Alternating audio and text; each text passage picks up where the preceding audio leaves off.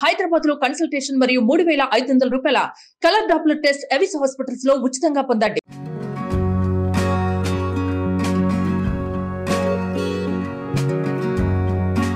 Suman TV ప్రేక్షకులందరికీ దసరా పండుగ శుభాకాంక్షలు. దసరా పండుగ సందర్భంగా అమ్మవారికి రోజుకొక నివేదన చేసి పెడతాం. చక్కెర పొంగల్ చేద్దాం. సింపుల్గా ఈజీగా చేసేసుకుందామండి. చక్కెర పొంగల్ని ఇత్తడి గిన్నెలు ఏదైనా మందపాటి గిన్నెలో చేస్తే బాగుంటుంది. చక్కెర పొంగలి అనగానే చక్కెర పొంగలి, పాలు పంచదార వేయాలి. పంచదార వేయాలన్న నియమం ఒక చోట, పాలు కూడా పోయాలని ఇంకొక చోట. నేనైతే పాలు పంచదార వేయనండి, పంచదార వేస్తాను, పాలు వేయము. బెల్లంతో మనం చక్కెర పొంగల్ చేసుకుంటాం. అయితే బెల్లంతో చేసింది ఏంటంటే చల్లారేసరికల్లా టంగుమని శుద్ధలా అవుతుంది. అంత శుద్ధ అవ్వకుండా ఉండటం కోసం కొంచెం పంచదార ఇందులో కలుపుకుందాం. ఈజీగా చేసేద్దాం, చాలా సింపుల్. ఇది ఎట్లా అంటే కుక్కర్ పెట్టుకోవాలి. మనం ఒక ప్రెషర్ ప్యాన్ లాంటిది ఉంటే కంఫర్టబుల్గా ఉంటుంది. 1 కప్పు బియ్యానికి 1/2 కప్పు కంటే ఎక్కువ పెసరపప్పు. ఈ పెసరపప్పుని దోరగా వేగనివ్వాలి.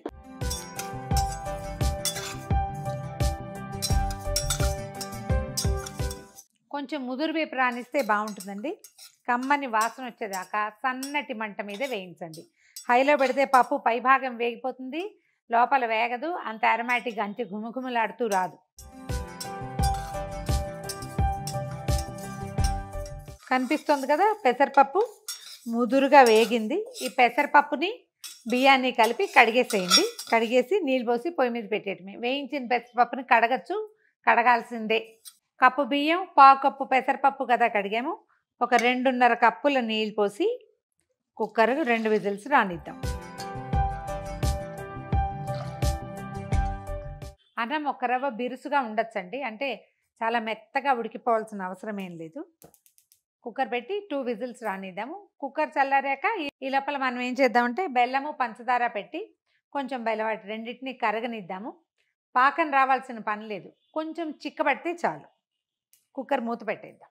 కప్పుంబావు పప్పు బియ్యం పెట్టాం కదా, అదే కప్పుంబావు బెల్లము, తర్వాత ఒక 1/2 కప్పుకి ఎక్కువ, 1/4 కప్పుకి తక్కువ, అటు ఇటుగా. మరి తీయగా తింటామనుకుంటే 1/4 కప్పు వేసేసుకోవచ్చు. పంచదార వేసేద్దాము. ఈ 2 కలిపి కొంచెం నిదానంగా సన్నటి మంట మీద కరగనిద్దాం.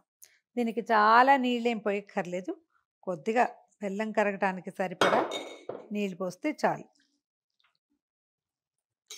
పక్క స్టవ్ మీద పెడదాము, సన్నటి మంట మీద.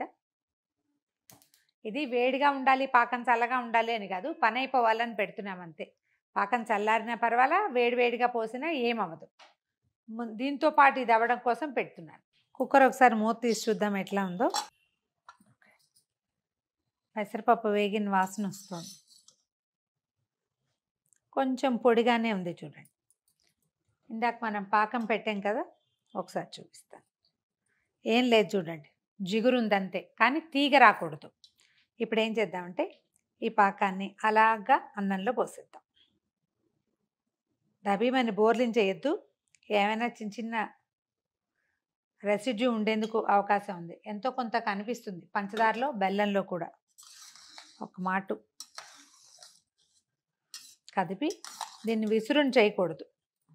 మళ్ళీ స్టవ్ వెలిగించేద్దాం. సిమ్లో ఈ పాకం అంతటిని అన్నం పీల్చుకునేలాగా దీన్ని వదిలిపెట్టేద్దాం. ఇదేంటంటే ఒక 8-10 నిమిషాలు పడుతుంది. కొంచెం నెయ్యి వేస్తూ, మనకి చక్కెర పొంగల్కి బాగా ధారాళంగా నెయ్యి అవసరపడుతుంది. మనం 1 కప్పుంబావు మొత్తం పెట్టుకున్నాం కదా, 1 కప్పున్నర దాకా పెట్టుకున్నాం. 1/4 కప్పు నెయ్యి వేస్తే ఇది కొంచెం తూకంగా బాగా వస్తుంది, దేవాలయంలో పెట్టేదానిలాగా. మనం ఇంట్లో అంతంత నెయ్యి పోసుకుని ఏం చేస్తామండి, కొంచెం వేసుకుందామంటే అందులో సగంతో సరిపెట్టచ్చు. ఇలా లూజ్గా చేసి దీన్ని హైలో పెడితే మాత్రం మాడిపోతుంది. సిమ్లో పెట్టి ఉంచడం, కొంచెం నెయ్యి వడ్డిస్తూ దీన్ని ఉడకనివ్వాలన్నమాట. కొద్దిగా నెయ్యి వేసాను, దీంతో ఇది నిదానంగా ఉడుకుతుంది. ఎంత పూర్తిగా సిమ్లోనే ఉంచండి. చిన్న స్టవ్, 3-4 స్టవ్లు ఉంటే అన్నిటికంటే బుజ్జిపోయి ఉంటుంది కదా, దాని మీద పెట్టాలన్నమాట. అప్పుడు అడుగంటకుండా వస్తుంది. ఈ లోపల మనం కొంచెం జీడిపప్పు, కిస్మిస్లు, తర్వాత సన్నగా కట్ చేసి పెట్టుకున్న కొబ్బరి ముక్కలు వేయించేద్దాం ఇందులో వేయడానికి. కొబ్బరి ముక్కలు పచ్చి కొబ్బరి వేస్తే బాగుంటుందండి. కొంచెం సన్నటి ముక్కలు తరిగి నేతిలో నిదానంగా వేయిస్తే మంచి రుచి వస్తుంది. ఎండు కొబ్బరి వేస్తే ఏమవుతుందంటే మనం అది ప్రసాదం తీసుకున్నాక అది గొంతులోకి వస్తూ ఉంటుంది, ఆ కొబ్బరి రుచి. ఎండు కొబ్బరి ఒక నూనె వాసన వస్తుంది. పచ్చిదైతే ఎక్కువ రుచిగా ఉంటుంది. కొబ్బరి ముక్కలు బాగా వేగనిచ్చి ఆపేద్దాం స్టవ్. కొంచెం మిగిలిన వేపంతా నూనెలో వేగుతాయి.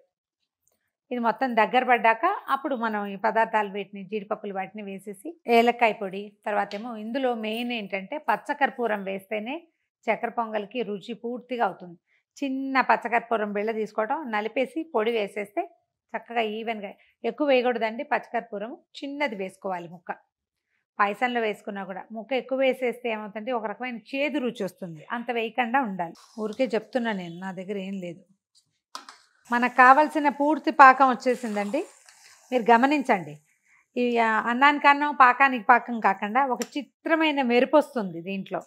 ఆ మెరుపు వచ్చిందంటే పూర్తిగా అన్నం పాకం సమంగా ఉడికిపోయినట్టే.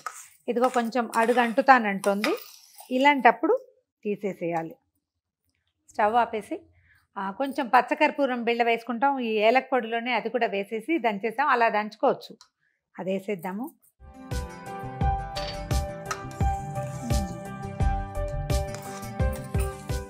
కర్పూరం అవి వాసన రాగానే ఒకసారి మనకి దేవాలయంలో ఉన్న ఫీలింగ్ వచ్చేస్తుంది. వేయించి పెట్టుకున్న జీడిపప్పులు, కిస్మిస్లు, బాదం పప్పులు కూడా వేసుకోవచ్చండి ఒకవేళ మన చాయిస్ అయితే. కొబ్బరి ముక్కలు కూడా వేసేద్దాము. ఇందులో కొంచెం నెయ్యి ఉంది, ఆ నెయ్యి కూడా వేసేస్తున్నా. ఇంకా పైన నెయ్యి ఏం వేయక.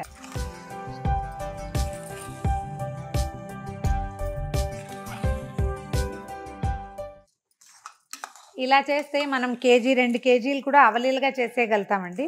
పెద్ద కుక్కర్ పెట్టుకుంటే కుక్కర్లో పాకం పట్టి పోసేసామంటే చాలా సులువుగా అవుతుంది. అస్సలు చెడదు ఎంత మాత్రం. కొలత మాత్రం ఇదే.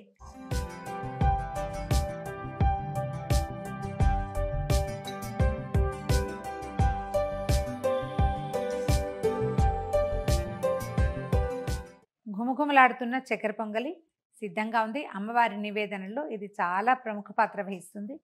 సాధారణంగా మనం పండగలప్పుడు అన్ని పండగలకి చేసుకునే పదార్థమే. కొంచెం కొలతల్లో ముందు వెనక ఆడతాం అంతే. మరొకసారి ప్రేక్షకులందరికీ దసరా శుభాకాంక్షలు.